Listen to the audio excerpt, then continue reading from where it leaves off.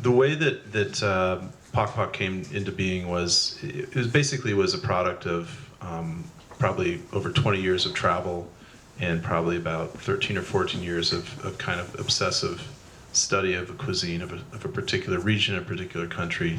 Like I had started studying the food and traveling there.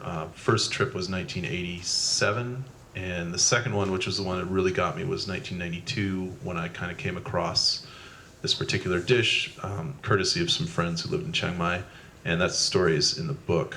But essentially, it was a wild mushroom soup that I was given to taste, and that kind of set everything off. Basically, made me realize that there was a seasonal, regional cuisine in Thailand, and how would you know that from eating in Thai restaurants in America? You can have one menu from one restaurant, walk into the other one, and just order off of the menu, and they'll be like, okay, right? I'll have the Evil Prince, I'll have Pad See Ew, I'll have Pad Ki Mao, I'll have whatever, and they'll nod their head and go, okay.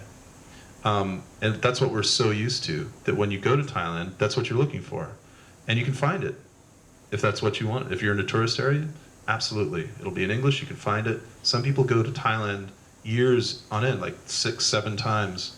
And they end up eating the same food that they eat here. So, everybody loves Pad See Ew, but you could also make gang hung lei or something like that, a Burmese pork curry. It's just as accessible, maybe even better, But it's unlikely that you're going to find it on a menu here, or at least, your neighborhood to-go place. And what we wrote was essentially Pok Pok for dummies. So it's like every recipe is really, really spelled out from start to finish. The measurements are really, really exact, using weight rather than just volume. And the hope is that you can take on a recipe like lap, muang, and do it. You're just going to take you half a day. And it's because it exists. This is how it's made. Yeah. I kept saying, well, why do we have to do it like that? And I think I think very few people will cook this recipe. It's the most complicated in the book for sure. But it's on, I think one of the things you want to do is get it on paper. It's more about it being a record of this cuisine that even in Thailand is becoming harder and harder to find. I brought that up to you in the beginning. I was like, okay, let's make these like nice and easy for home cooks, and you're like, nope. There's 170 easy Thai recipes for the home cook books out there. Right. So He didn't want to do another one of those because his food is.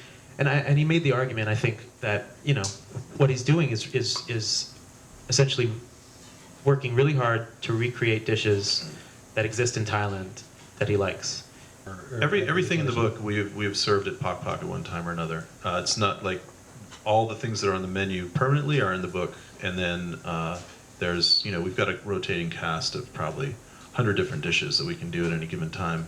I think that when we were looking for a space here in New York, the number one thing is that a lot of the food that we cook at Pok Pok is cooked outside on charcoal.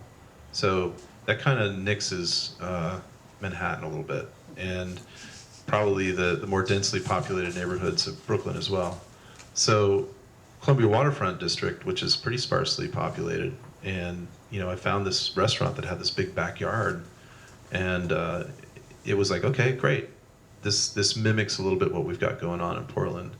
If you come to New York, you're in the center of the universe as far as food goes in America, more or less. And if you do well enough, it gives you a little bit of a platform. So I'm pretty certain that if I had stayed just in Portland, I might not be sitting here right now talking to you about this stuff. And I'm really passionate and kind of obsessed with this food and the culture.